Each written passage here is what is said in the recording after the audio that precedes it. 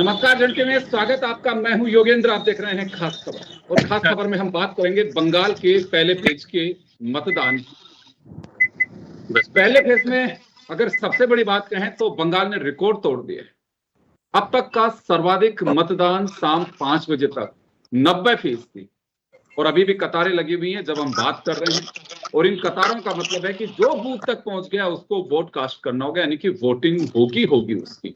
यह आंकड़ा ऊपर जा सकता है, यानी कि 90% से भी अधिक वहां वोटिंग। ये वोटिंग किस पक्ष में जाएगी, हमारे साथ हमारे पैनलिस्ट अपना अपना दावा करेंगे। और अगर पहले का रिकॉर्ड देखें तो पहले भी वोटिंग परसेंटेज में इजाफा हुआ है और इजाफा होने के बाद सरकार वापसी भी कर गई।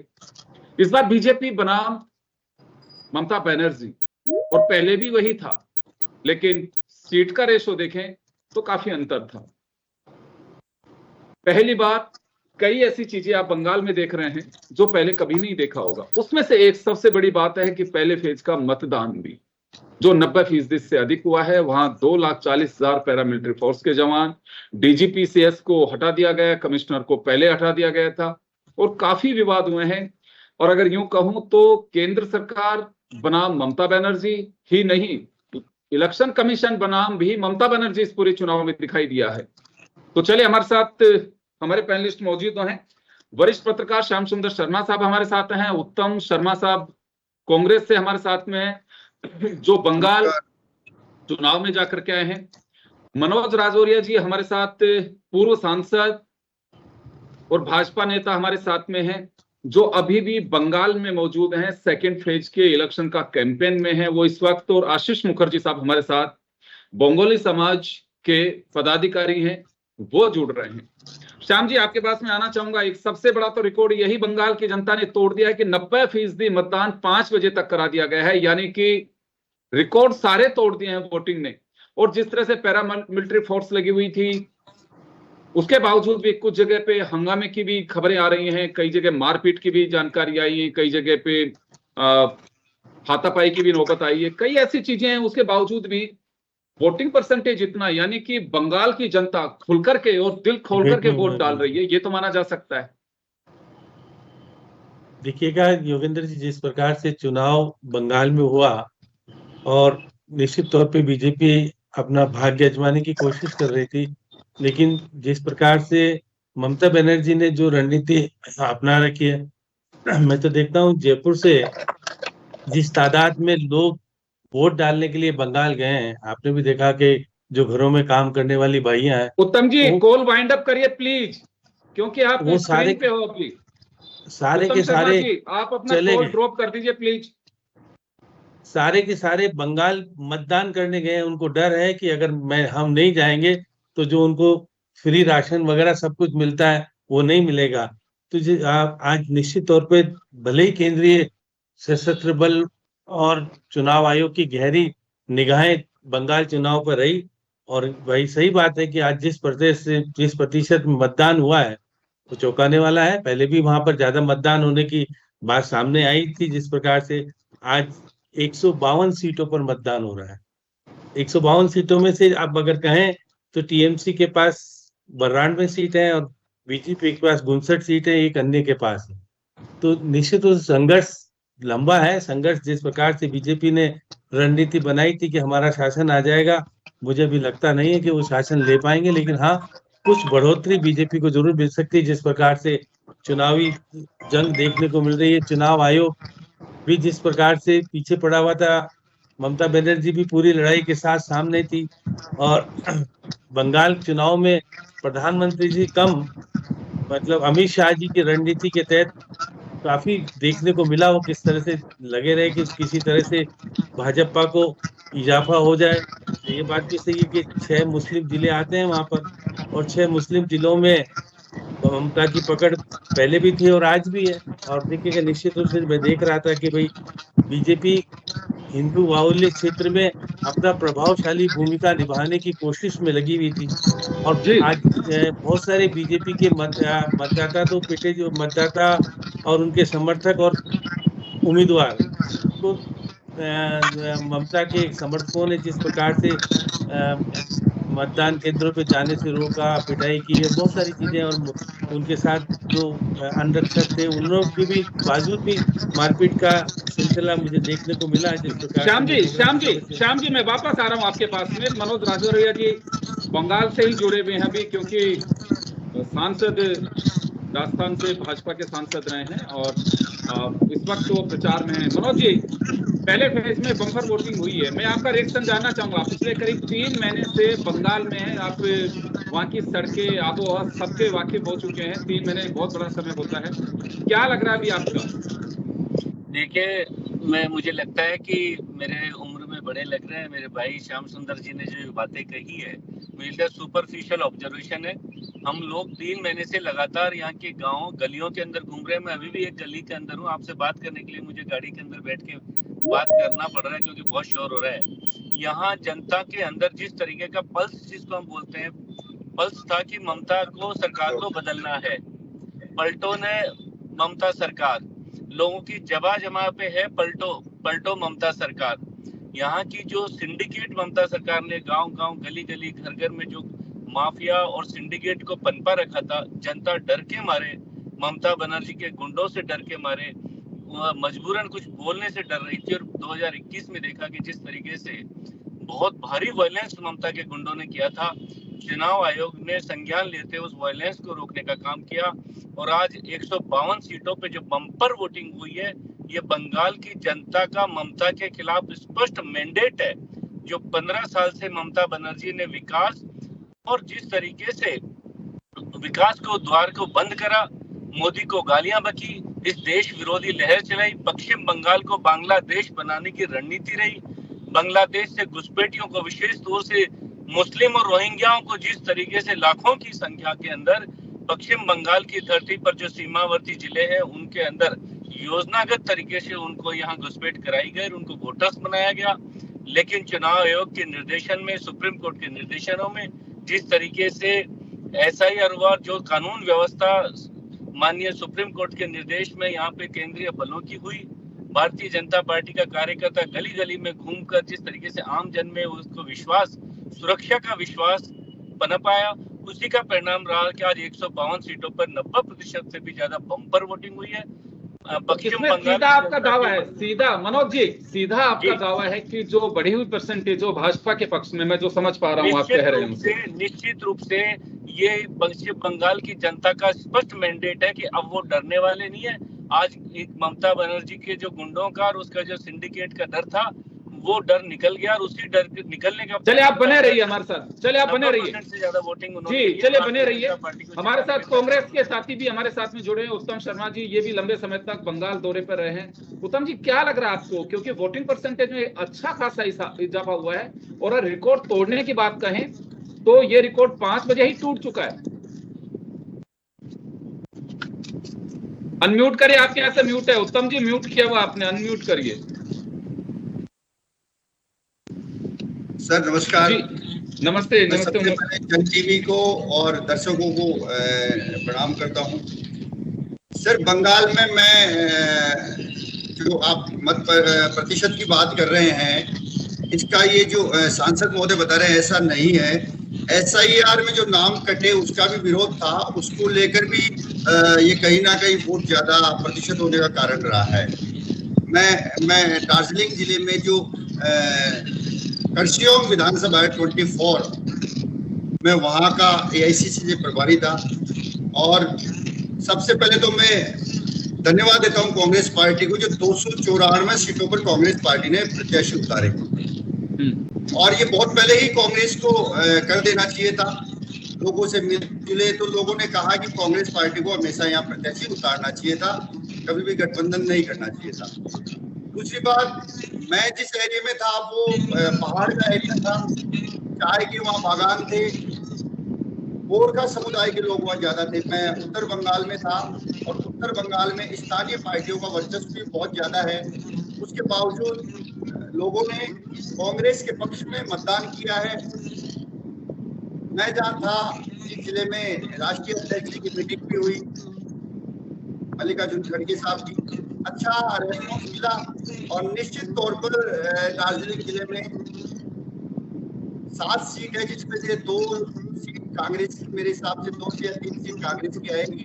कांग्रेस का वोट बैंक बड़ा है, मत प्रतिशत का बढ़ा है, तो इसका कारण ये नहीं है सर कि आप भारतीय जनता पार्टी का बढ़ा है या लोगों ने भारतीय जनता पार्टी के पक्ष में मतदान किया, ऐसा नहीं है। कांग्रेस की भी सीटें कम से कम पहले चरण में 152 सीटों पर मतदान है, वहां से कम 15 से 20 सीट 25 सीट कांग्रेस की आ रही है। मैं आपको निश्चित तौर पर ये बताना चाहता हूँ कि जो पश्चिम बंगाल में आने वाला भविष्य है, थोड़ा लेट हो सकता है, लेकिन आने वाला भविष्य कांग्रेस का रहेगा। तो आपको लग रहा है कि कांग्रेस, आप टक्कर किससे मान रहे हैं, टीएमसी या बीजेपी से? मैं बेसिक टक्कर आप जो पूछ रहे हैं सर, टक्कर मैं बताना चाह रहा हूँ कि कांग्रेस ने तो पहली बार प्रत्याशी उतारे अपने, लेकिन कांग्रेस बीजेपी को और रोक रही है, इसमें कोई दो राय नहीं है। बीजेपी की किसी भी सूरत में वहां सरकार नहीं बनेगी। जहां जहां कांग्रेस के प्रत्याशी ने अपने दम से चुनाव लड़ा है, वहां बीजेपी कांग्रेस से नीचे रहेगी। हो सकता है कांग्रेस सेकंड नंबर पे रहे, लेकिन बीजेपी को कांग्रेस वहां किसी भी सूरत में नहीं आने देगी। चले, तो आपका सीधा संकेत है कि टीएमसी वहां पे एज में आ सकती है, यानी कि बढ़त में आ सकती है। चलिए श्याम जी, आपके पास में आना चाहूंगा। मनोज राजौरिया जी ने पूरी तरह से कहा है कि मैं धरातली चीज आपके साथ शेयर कर रहा हूँ कि यहाँ वोटिंग परसेंटेज का मतलब ही यही है कि हमारे पक्ष में मतदान हुआ है। और उत्तम जी कह रहे हैं कि बीजेपी तो मान नहीं आने वाली है, और हम कोशिश कर रहे हैं कि पहले से बेहतरीन तरीके से कांग्रेस की परफॉर्मेंस रहे, यानी कि सीटें बढ़े, इनको इस पे भरोसा है।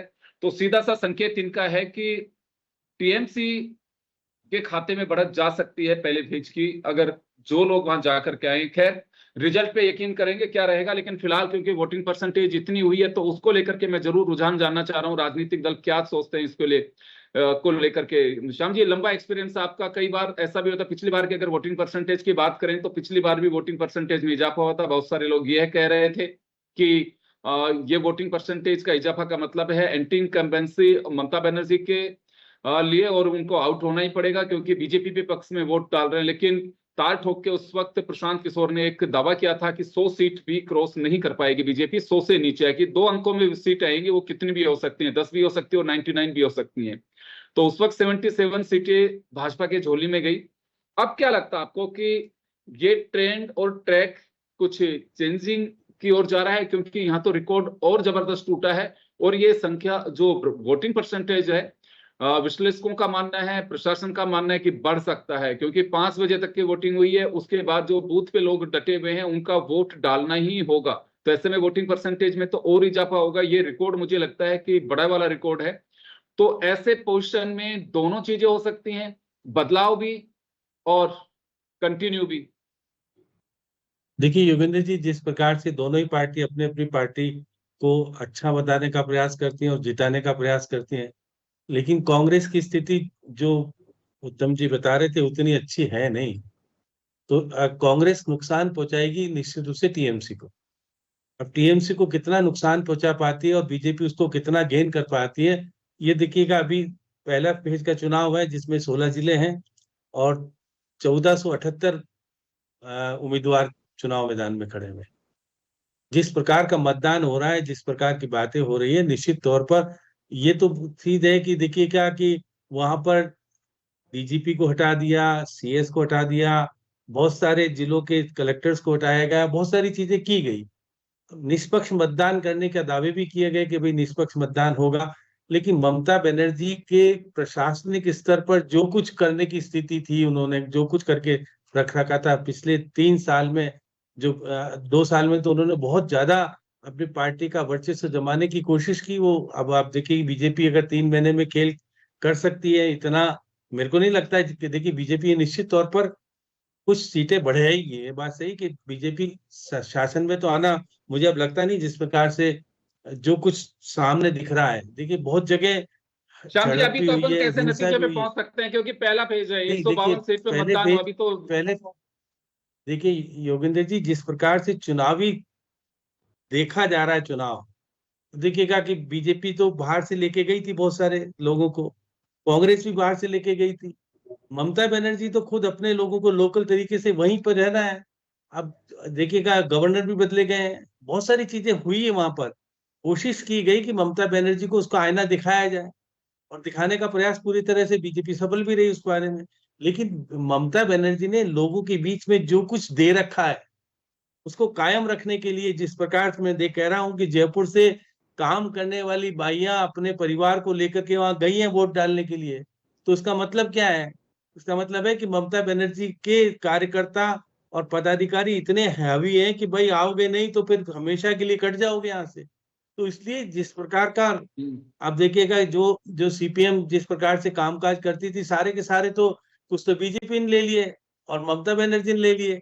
तो ऐसी स्थिति में वहां का जो रुख देखा, हमारा भी एक मित्र है दीपक सान्याल, उसने कहा कि चाहे भले कितना कितना शोर शराबा हो जाए, लेकिन स्थिति ममता बनर्जी की लास्ट में जाकर के ऐसा लगता है कि वो चाहे भले सीटें कम हो जाएगी और भाजपा बाद में क्या करेगी मुझे नहीं पता, लेकिन स्थितियां अभी भी मौजूदा स्थिति में देखा जाए तो देखिए, कूच बिहार में 74% हिंदू मतदाता है और 25% मुस्लिम मतदाता है।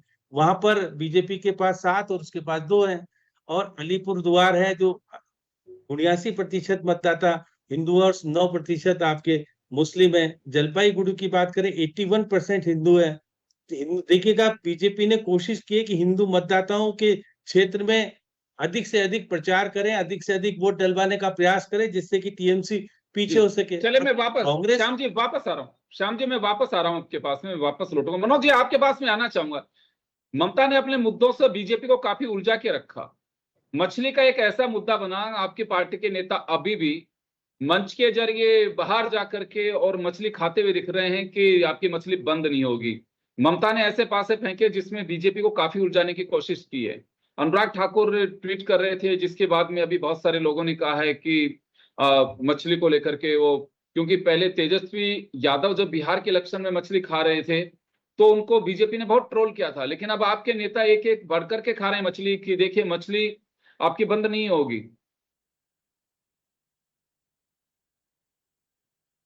जी मनोज जी, तो मछली मुलझा के रख दिया ममता बनर्जी ने बीजेपी को। आप माइक चालू किया, आपका अनम्यूट हो रहा, अनम्यूट हो रखा आपका।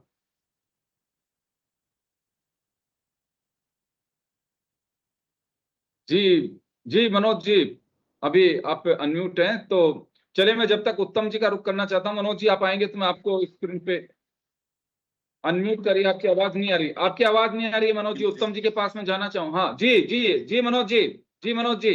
सर हाँ सही सर, नमस्कार। ये मैंने देखा मछली के फेर में फंसा दिया बीजेपी को ममता बनर्जी ने।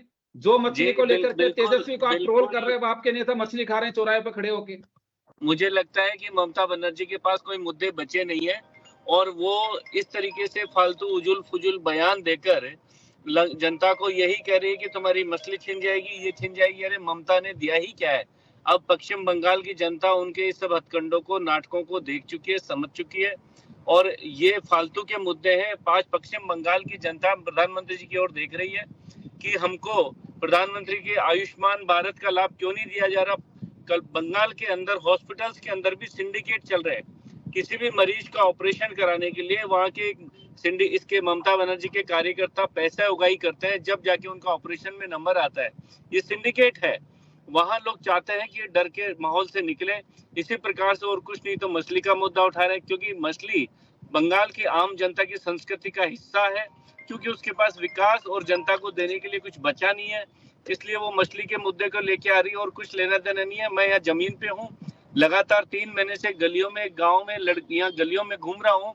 आज पूरा पश्चिम बंगाल का एक एक व्यक्ति ये समझ चुका है, बौद्धिक जीवी है, इंटेलेक्चुअल व्यक्ति है, यहाँ का बौद्धिक है, सोचता है, समझता है, बोलता कम और सही समय पे निर्णय करता है और हमको दिल से बताता है कि हमारी मजबूरी है कि हम वोटिंग तक चुप रहेंगे, नहीं तो हमारे घर जला दिए जाएंगे, हमारी दुकानें तोड़ दी जाएगी, हमारे ऊपर झूठे मुकदमे लगा दिए जाएंगे, हमको उनके गुंडों के द्वारा मारपीट की जाएगी। हमको सिर्फ सुरक्षा दीजिए।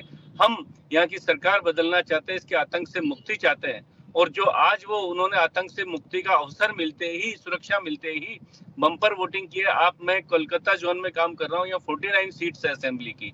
49 में से पूरा का पूरा ममता का था। यहाँ पे 49 पूरा का पूरा सिर्फ भय और सिंडिकेट और गुंडागर्दी के दम पर। और मैं आपको बताना चाहूँ, जिस प्रकार से क्लबों में इन्होंने गुंडों को भर्ती कर रखा है, टीएमसी के कार्यकर्ताओं को कर रखा है, पुलिस मित्र के नाम से 7 लाख एम्प्लॉइज को, अपने कर्मचारियों को इन्होंने नौकरी दे रखी है, जो एक दलाल के लिए घर घर पे नजर रखते हैं कि ये क्या काम कर रहा है, इससे पैसा वसूल जाए। मकान बनाओगे तो उनके लोगों को पैसा देना पड़ेगा, दुकान बनाओगे उनको पैसा देना पड़ेगा, व्यापार करोगे उनके लोगों को पैसा देना पड़ेगा।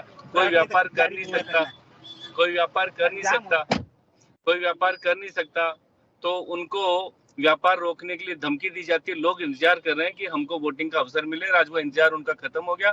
जिससे 152 सीटों पे आपने 90% देखा, वही यहाँ पे होगा। हमारा अनुमान है कि ममता बुरी तरह से हारेगी। बीजेपी कम से कम यहाँ पे 155 से 60 सीटों से कम बता रहा हूँ, हो सकता है इससे भी ऊपर जाएगी। भारी और स्पष्ट बहुमत से यहाँ की जनता ममता के आतंक से त्रस्त हो चुकी है। जनता जानती है कि जिस तरीके से पश्चिम बंगाल को बांग्लादेश बना रही है, आज उसकी जनता रोकना चाहती है। बियॉन्ड पार्टी आज पश्चिम बंगाल का बुद्धिजीवी ये सोच रहा है, सीपीआईएम का बहुत बड़ा कैडर जो हिंदू वोटर है, आज वो चुपचाप देख रहा है कि इस बार पश्चिम बंगाल को बचाना है, बांग्लादेश बनाना है, तो टीएमसी को हराना है। ये सीपीआईएम का बड़ा इंटेलेक्चुअल कैडर है जो हिंदू वर्ग था, जो बांग्लादेश बनाना है तो टीएमसी को हराना। आप उल्टा बोल रहे हो। टीएमसी को हराना है सर, मैं यही कह रहा हूँ। लेकिन सीपीआईएम भी टीएमसी को हराने के लिए एकजुट अंदर जोर से कि बीजेपी को वोट दीजिए। मैं अंदर की बात ये बता रहा हूँ, वहां का कैडर भी। और ये मेरे मित्र कांग्रेस के जो हंस रहे हैं, इनको तो इनके नेता राहुल गांधी जी ने, शहजादे ने कह दिया कि बीजेपी जीत रही है। तो मुझे लगता है कि इनकी जड़ें तो यहाँ बहुत पहले खत्म हो चुकी है, और ये तो नए सिरे से इनको कांग्रेस की जड़ों को तलाशना चाहिए, नई खेती करनी चाहिए। पश्चिम बंगाल में 0 से इनकी 1-2 सीट पे आ जाए तो इनको बधाई के पात्र होंगे। ये कहीं मुकाबले में ही नहीं है। तो असली मुकाबला बीजेपी और टीएमसी का है सर, और टीएमसी इस बार भारी बहुमत से बुरी तरह से हारेगी और बीजेपी भारी बहुमत से जीतेगी। जी चले उत्तम जी, आप जाकर के आए वहां पे, आपने बताया बीजेपी टीएमसी को मुकाबले में मान के चल रही है। मुद्दों की लड़ाई थी या फिर केवल बस एक वर्चस्व की लड़ाई ज्यादा दिखाई दे रही थी वहां पे?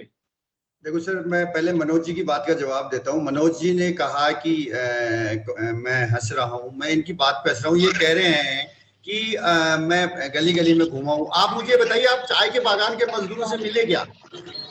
10 साल से वहाँ बीजेपी के सांसद, केंद्र में बीजेपी की सरकार है। चाय के बागान के मजदूरों की आपने पीड़ा सुनी क्या? आज भी वो 250 रुपए दिहाड़ी में मजदूरी कर रहे हैं। क्या कोई कर सकता है इस हिंदुस्तान में 250 रुपए दिहाड़ी में मजदूरी? आज 10-10 साल से मैनिफेस्टो में केंद्र के जो सांसद, केंद्र सरकार के जो सांसद है, दार्जिलिंग के सांसद है, 10 साल से वो अपने मैनिफेस्टो में गोरखालैंड के बारे में दे रहे हैं, गोरखा समुदाय के बारे में दे रहे हैं। क्या किया गोरखा समुदाय के बारे में? बीजेपी जो वोट मांगती है वो हिंदू और मुसलमान, चुनाव में बीजेपी। मेरे मित्र उत्तम जी से मैं कहना चाहूंगा, मेरे लोकसभा क्षेत्र में अमित शाह जी की परसों अमित शाह जी की रैली में केवल उनके पास जो भाषण में जो था वो हिंदू मुसलमान था, उसके अलावा उनके पास कुछ भी नहीं था।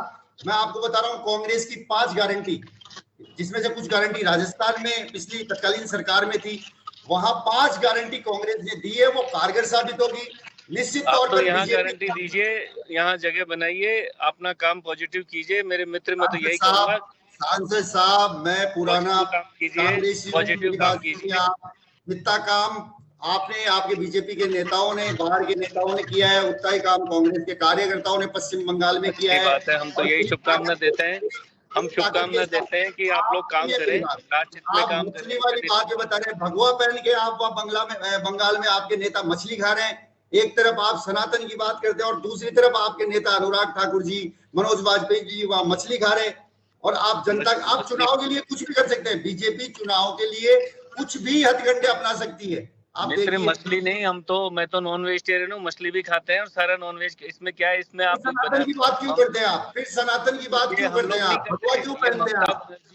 ममता बनर्जी का डायरेक्टली आप सहयोग कर रहे हैं, कीजिए। भगवा पहनना बंद करो, लोगों को भड़काना। चलिए, मैं माफी चाहूंगा, मैं रोकना चाहूंगा सर, मैं रोकना चाहूंगा।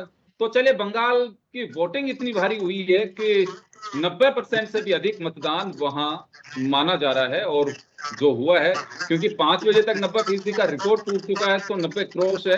लेकिन अपने अपने दावे हैं और देखना होगा, ये तो समय 4 मई ही तय करेगा कि ऊंट किस तरफ बैठता है। लेकिन मुकाबला कड़ा कहा जा सकता है, और ये अभी तक के विश्लेषक के इस नतीजे पे नहीं पहुंच पा रहे हैं कि अधिक वोटिंग किसके पक्ष में है, क्या ममता बनर्जी की वापसी या बीजेपी कि रणनीतियां काम आ रही है।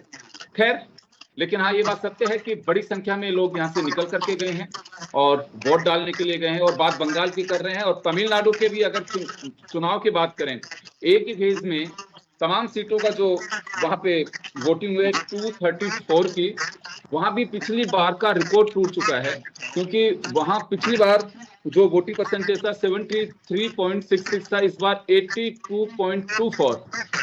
ये 8% का अंतर वहां पे भी कहा जा सकता है, जो 5 बजे तक, यानी कि वहां भी परसेंटेज में काफी अच्छा इजाफा है। अब देखिए क्या होता है, ये तो 4 को जब मिलेंगे तभी पता चलेगा। लेकिन फिलहाल सभी अतिथियों का बहुत बहुत शुक्रिया, दीजिए इजाजत, नमस्कार।